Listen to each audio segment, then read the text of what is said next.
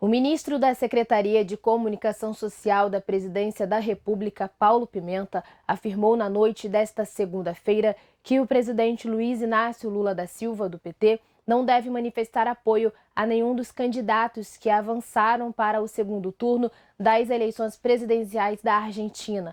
O ministro negou também que o PT estivesse envolvido na indicação de publicitários brasileiros para a campanha do peronista Sérgio Massa. Os candidatos à presidência da Argentina, Sérgio Massa e Javier Milei, disputarão o segundo turno das eleições. Enquanto o candidato peronista teve 36% dos votos, o candidato de direita obteve 29%.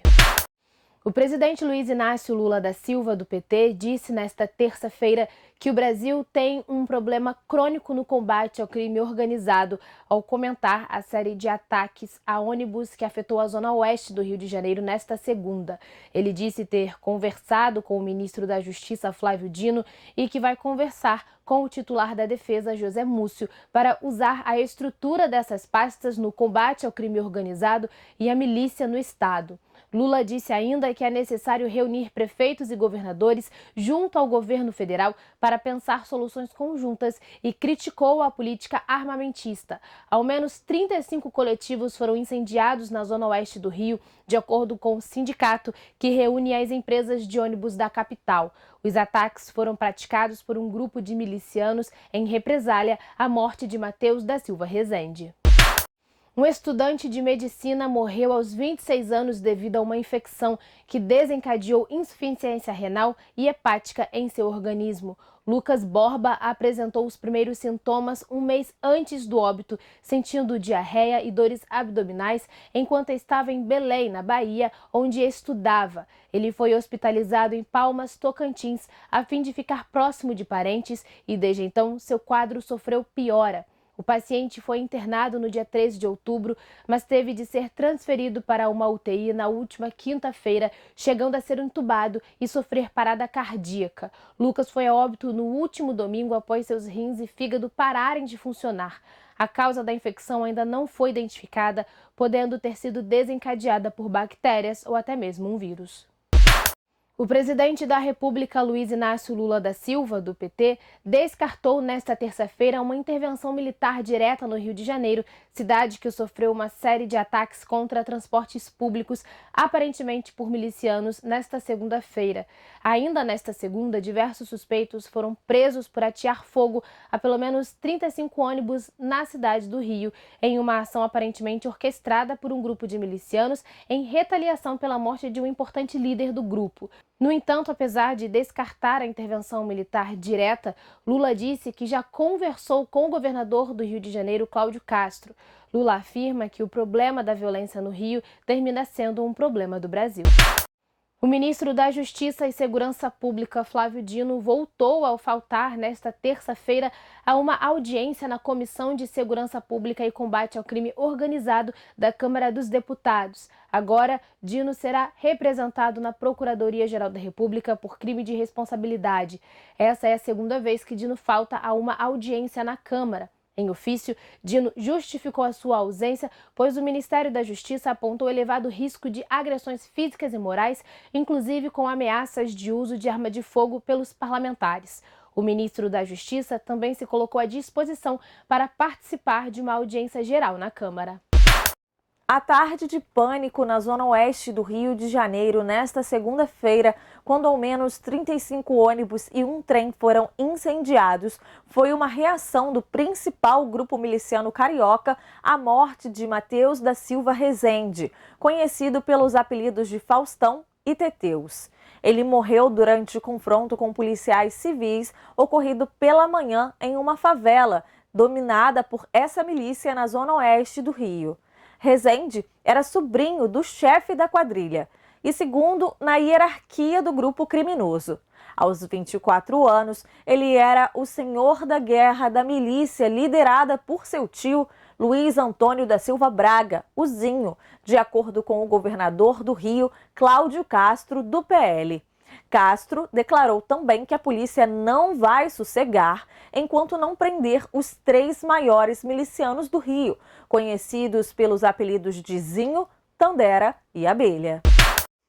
A refém do Hamas, Yocheved Lifshitz, afirmou nesta terça-feira, em declarações a partir do hospital de Tel Aviv, onde está internada, que passou por um inferno ao ser mantida sob o controle da organização. Ela e Nurit Cooper, de 79 anos, foram libertadas na noite desta segunda pelo braço armado do grupo terrorista que controla Gaza.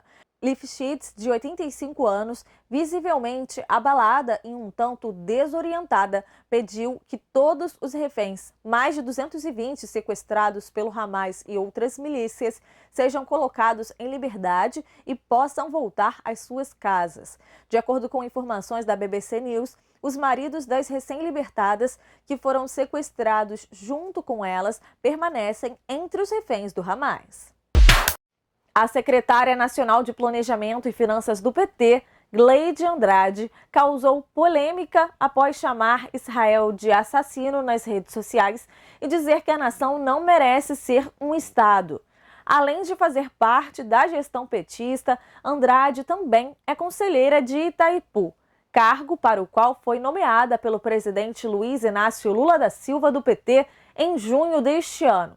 Após Israel ser alvo de um ataque terrorista do grupo Hamas no dia 7 de outubro e responder com bombardeios em Gaza, a conselheira de Itaipu chamou Israel de vergonha para a humanidade e disse que o país mata criança. Após a repercussão, ela apagou as mensagens mais pesadas. O Tribunal Superior Eleitoral julga a partir desta terça-feira mais 3 ações que podem tornar o ex-presidente Jair Bolsonaro, do PL, inelegível. As sessões, marcadas para os dias 24, 26 e 31 de outubro, vão tratar das ações de investigação judicial eleitoral propostas pelo PDT e pela senadora Soraya Tronic, do Podemos.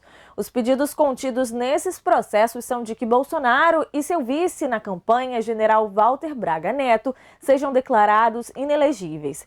Também há a possibilidade de multa. A declaração de inelegibilidade é diferente de uma condenação criminal, na qual as penas vão se somando. A punição eleitoral não é cumulativa nem fica mais severa. Por isso, se o TSE declarar o ex-presidente inelegível outra vez, as punições correm em paralelo e se encerram cada uma no seu prazo. Em junho, a Corte tornou Bolsonaro inelegível por entender que houve abuso de poder político. Um gigantesco engavetamento envolvendo 158 veículos deixou 7 pessoas mortas nesta segunda-feira no estado da Louisiana, no sul dos Estados Unidos. De acordo com a polícia local, o acidente teria sido causado por uma supernévoa, fenômeno formado pela combinação da neblina com fumaça de incêndio em vegetação. O engavetamento ocorreu em uma ponte que liga uma rodovia na região de Nova Orleans.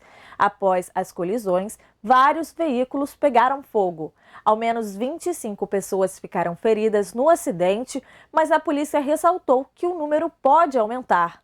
O governador da Louisiana, John Bel Edwards, pediu orações pelos feridos e mortos e convocou a população para ajudar com doações de sangue.